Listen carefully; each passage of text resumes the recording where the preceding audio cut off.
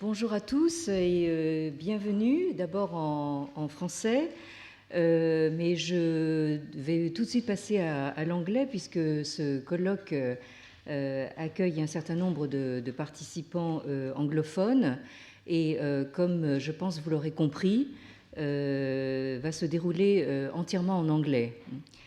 So, good morning and welcome to everyone.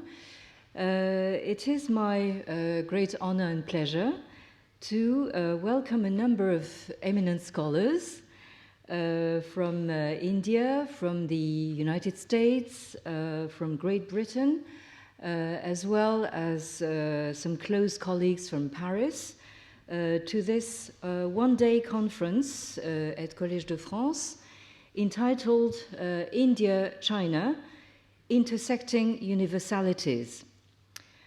So let me first thank you all for accepting my invitation to put our heads together on a rather vast topic, that is the India-China interface, which is currently often tackled from a geopolitical or, let's say, international relations viewpoint, but much more rarely from the standpoint of intellectual history and cultural circulations, which is precisely our purpose today.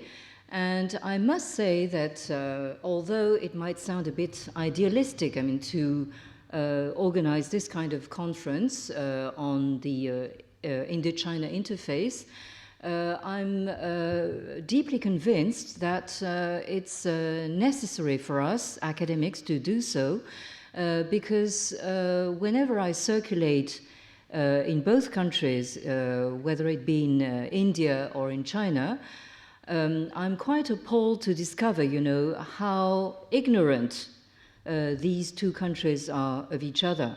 Of course, there are some, let's say, business or trade relationships. You see some Chinese businessmen in India or some Indian businessmen in China. But when you come to even universities, you realize how ignorant, the Indians are about China, and the reverse is true as well. So, of course, you might say that as the holder of a chair in Chinese studies at Collège de France, I'm, of course, supposed to talk about China. But as China is on the rise, or supposedly so, China tends to make the whole world believe that it can be apprehended as a self-contained and self-sufficient entity which can be isolated from its regional context and which can afford to be oblivious of what it owes to the neighboring cultural areas, the main ones being India on its western side and Japan on its eastern side. So today's conference will look at various aspects of the cultural interactions between India and China at various points of history. It therefore doesn't claim to cover the whole ground, of course, that would be quite impossible, nor does it claim to break new ground at all times and at all costs. The main purpose being to envisage China as integrated in a larger vista and landscape, as well as integrated in what the French like to call the longue durée.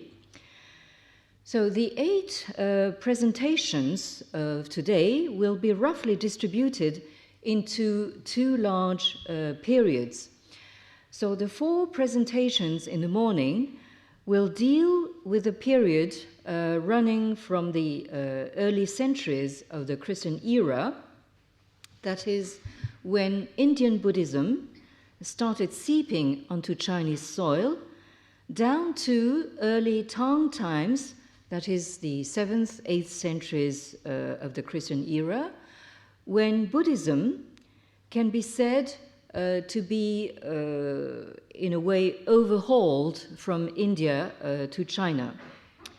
So one of the morning presentations will be about Xuanzang, the famous Chinese Buddhist monk who took the trip all the way to India to collect some Buddhist scriptures at the source, and who is shown here on the conference poster on his way back to China, preceded by an Indian elephant. I mean, the elephant is here to, make you understand that Xuanzang is on his way back from India. And this is a mural fresco dating back to the Tang period, painted in one of the caves at Dunhuang in northwestern China, that is on the famous Silk Road. Then the 4 presentations of the afternoon will take the story into much later times, from the late 17th to the early 20th centuries, when India came under British rule, while China came under Manchu rule. So in those centuries, let's say the pre-modern and into the early modern era, these 2 areas, India and China, shared some questioning about, of course, Western modernity, while keeping up some interactions in various forms, and sometimes, not very pleasant forms or unexpected forms.